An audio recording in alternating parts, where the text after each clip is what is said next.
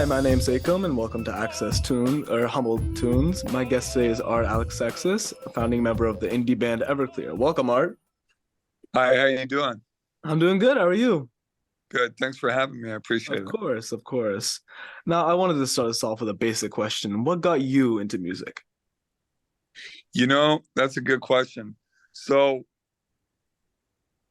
when I was about a year and a half old. So this would have been 1963, 64. My family was headed up the Pacific Coast Highway, my dad's old Dodge Dart. And this is way before like seat belts or anything, and just two big bench seats. And I'm in the front seat between my mom and my dad. And the song comes on with a drum beat. It's a surf song called Wipeout. And it just made me just dance, and I'm jumping up and down and just freaking out. And my dad turns it off. And apparently I started hitting him and yelling at him. And he turned it back on and pulled over and let me finish dancing. And then I laid down in my mom's lap and he drove on. And but the first thing I remember was when I was about 3.5 or 4, coming out of my bedroom after I'd been put to bed, and my parents were sitting on the couch watching Ed Sullivan. Now, this isn't the first time the Beatles were on Ed Sullivan, but the last time they were on like 3 or 4 times. So it was 65, 66. And I remember hiding behind the couch because I'd heard this music that was just like I just felt like it was the Pied Piper, right? I just couldn't stop walking towards this music. It was just pulling me in like a tractor beam. And then I was watching over the side of the couch, and these guys playing rock and roll, and I just lost it. And I remember just running to the television and jumping up and down in front of it. And of course, my mom and dad and my sisters and brothers are all laughing. And I remember my sister going, "Don't turn it off. They'll start yelling." and, and to be honest with you, brother, I've never wanted to do anything else since that time. Always been a music lover? Not music lover. It was like something that was missing for me when I am connected to live music, to rock and roll, to that, whatever that was. I felt more normal. I felt more in my own. The only time I felt comfortable in my own skin, unfortunately, was through alcoholism and drug addiction, which I've been clean and sober for 34 years, but it's always been there. But when I'm on stage every night, even now, playing music, it's the closest I get to feeling like 100% of who I am. So Everclear started as a three-piece band, right? Where'd you find these guys? Um, when I moved, so I was living in San Francisco in the late 80s, early 90s, and I had a record label, a band called Colored Finger, and I met a girl when we were on tour in Portland, Oregon. She came down and lived with me in 91, and she got pregnant, and we couldn't afford to have a kid in San Francisco. So I broke up the band, moved up Christmas time, moved up to Portland. And I realized that I was going to be 30 years old in 92. And in the rock world back then, that was ancient. So I'm like, I'm going to do one more band. I'm going to start one band and put everything I have into it. And if it works, great. If it doesn't, I'll end up probably, we'll move to LA sooner or later, and I'll work for a record label, produce bands, write songs, do that. Be the guy behind the curtain, you know. But I put an ad in a local paper in the Northwest called The Rocket. It doesn't exist anymore. And I got a bunch of guys, and the first bunch of guys were not good. First two guys were not good. And then I got another two guys that lived in Seattle, and they were great. And I went up there a couple of times. They came down a couple of times, but none of us could afford to do this thing long distance, and they weren't going to move, and I couldn't move because I had a baby on the way. I had a baby. This is April, May of '92. My daughter was born in June, late June. So I went back to the other guys, and we just started hammering songs out, my songs, and I didn't know what we had. We had a hard time getting gigs because we were all from out of town, and people in the music scene in Portland in the '90s were very like anti-LA, anti-show business, anti anyone who wanted to make a living from the band, because most of those people were trust fund kids, and we were all poor kids that were just trying to make a living and make rock and roll. And towards the end of the year of '92, I got a chance to record the 12 songs we had for $400. And we did. And that ended up becoming our first album, World of Noise. Love the album, by the way. So, thanks, man. anyways, so you produce all the Everclear records yourself. How do you juggle performing and producing everything? I don't think it's a juggle. I think it's a natural progression. One is one is the other. I've always believed that recorded music and live music are two different entities. The songs are the same, but how you play them and how you portray them are you can be different. I'm not trying to recreate my albums on stage, and our new live album, Live at the Whiskey A Go Go, is a great example of that. Whereas it's raw, loud, fast, hard, a little sloppy, but it's a live show. We don't use tracks, we don't use beats, we don't use any recordings. We're live without a net, man. We're out there playing because we're old school guys. And I find that exciting. That's what I would like to listen to, you know. I want to hear a live album where they might miss a note or two, or they might hit a wrong note on a guitar, or the kick drum isn't 100% there. But I want it to sound live. I want it to have that vibrancy that you feel when you're in the room and there's people in front of you leaving it all on stage, giving you 150%. So. And on that, touring, your shows have been doing so good for so long. How have you kept the energy going for so long?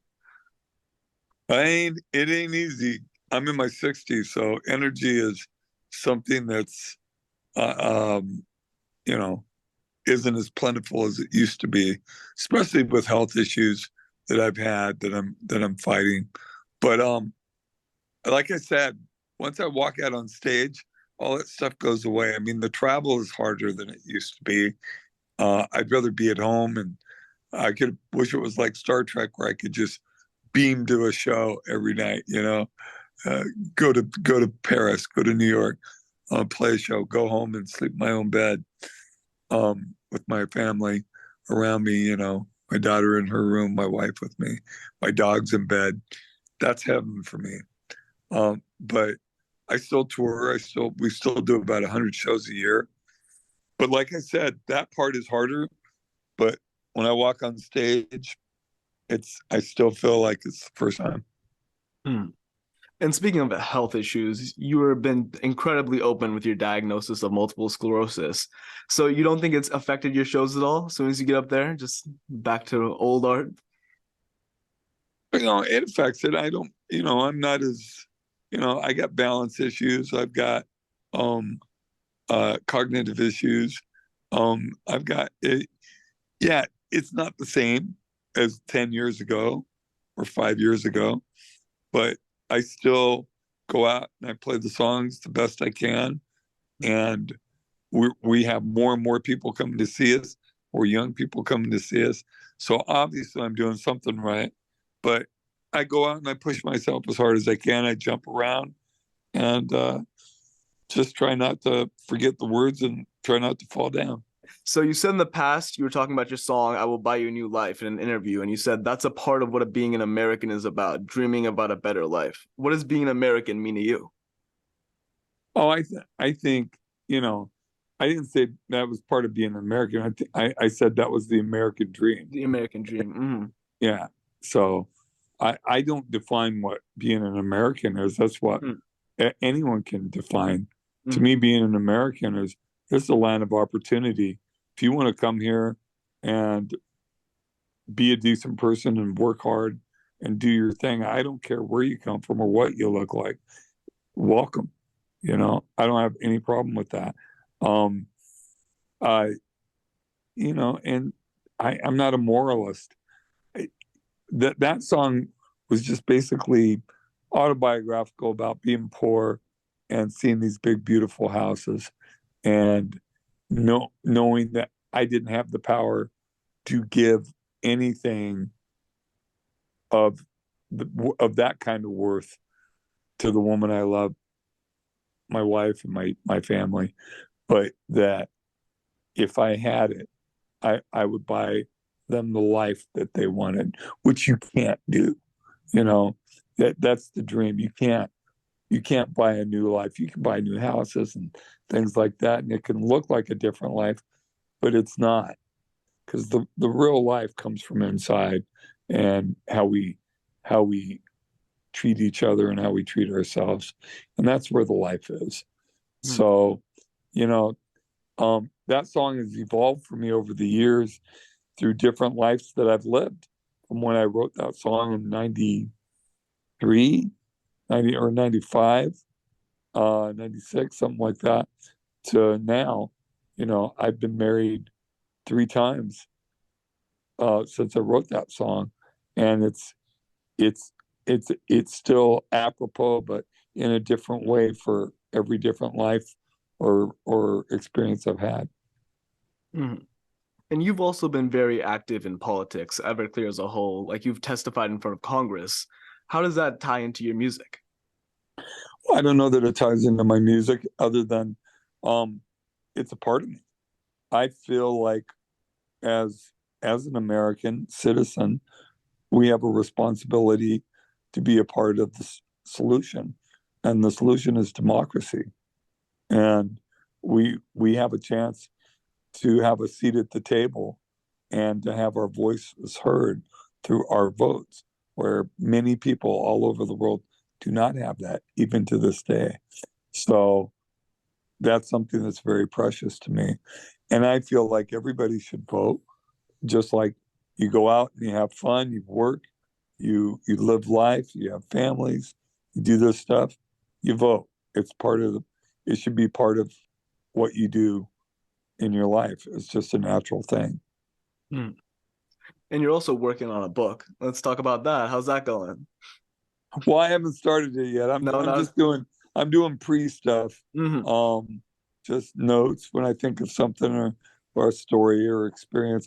I jot it down, and I got a whole list of things, and I'm putting them in order of how they happened, and then different things and different. I'm getting ready to start doing it. Mm-hmm. I'll start doing it next year. Yeah, it's mostly autobiographical, right? It's all All autobiographical. autobiographical. It's a memoir. Mm. All right. And you're coming to Humboldt County. You have a show at the Bear River Casino on November 18th, right? Absolutely. Yeah, you want to talk about that? Absolutely. Where are you? Are you in Eureka? Eureka, yeah. Yeah, cool. So yeah, I've grown up in California. I've driven up the coast all the way to Oregon several times, lived in Oregon for a while. So I've been to Eureka a few times, Mendocino. I love Northern California. Um, and I'm excited about coming to Bear River Casino and playing there. Yeah, you have a chance to see all the redwoods. Yeah, I've seen the Redwoods before. You a I, nature guy or? I enjoy it. It's not my thing. I'm a city kid. Mm, I grew up in the city. right. I feel more comfortable with the noise, the noise around me, the white noise. Mm. All right. And then what would you just say to someone who's never seen Everclear to get them to come out to this show? Man, you're gonna see a rock show. You're gonna see a bunch of guys, 4 guys playing what I think are really good songs. Um, if you grew up listening to radio in the '90s, you're gonna dig it. But if you just like rock and roll, you're gonna enjoy it as well. So come out and have fun and listen to some rock and roll with us. Hmm. And personally for you, what's your favorite Everclear song that never made it onto any record? I don't think I have a song that never that okay, if you judge by the songs that haven't made it on the record, um there's two songs that I like a lot. There's one called um I'm on Your Time that we recorded um during the sessions for my our fourth record, uh Songs from American Movie Volume One. That's a cool song. It's got a horn section on it, with the guys from the Tower of Power horn section. Pretty cool. And the other song is a song called Happy, that is really a great power pop song. And we recorded that for our sixth album, Slow Motion Daydream. And it didn't make the record. But I'm going to find a way to get those songs on maybe. We've got some 30th anniversary records coming out in the next few years for different albums. So, well, they'll see the light of day. Yeah, so we have plans for releasing some new stuff. Right. Yeah. All right. And I hate to make you pick between your babies, but what's your favorite record? Favorite record? Um, Man, depends on the day you ask me. Um, I'd say today, uh, I'm looking at the double platinum album I have on the wall. So much for the Afterglow. Mm, great album, that too. So, who's in the band now? The guys that have been in the band. Um, my guitar player Davey French has been in the band 19 and a half, almost 20 years. Mm, Freddie Herrera, my bass player, has been in the band for almost 15 years. And our drummer, Brian Nolan, has been in the band since 2015. So 8 going on 9 years. mm. And your last album came out in 2015. Are you planning on making any more new music or? Yeah, we make new music. Our new live album that just Mm. came out, Songs from American. Excuse me. Um, I'm looking at the album. um, Live at the Whiskey A Go Go. Mm. That has two studio tracks. One we recorded last year called Year of the Tiger, and the another one that's our single right now called Sing Away. And so I don't have any plans to make new albums. I've done like 12 or 13 albums, all the bands I've ever been in that I've written and produced and did the sang, and you know I don't really feel the need right now, but that might change. You never know. But right now, just doing a couple new songs a year sounds fun. Mm. Also, so one of my favorite albums, Volume Two. I love the album, but you mentioned in an interview, you called it a tired Everclear record. Why is that? You think? Sounds a little tired to me because we did what I really wanted to do originally was do a double album that would have hard songs and then pop songs and interspeed them, right? And do that with two albums, four sides, or a double CD. And I got convinced by my manager at the time to do two different albums because we'd be able to get out of our contract and get more money.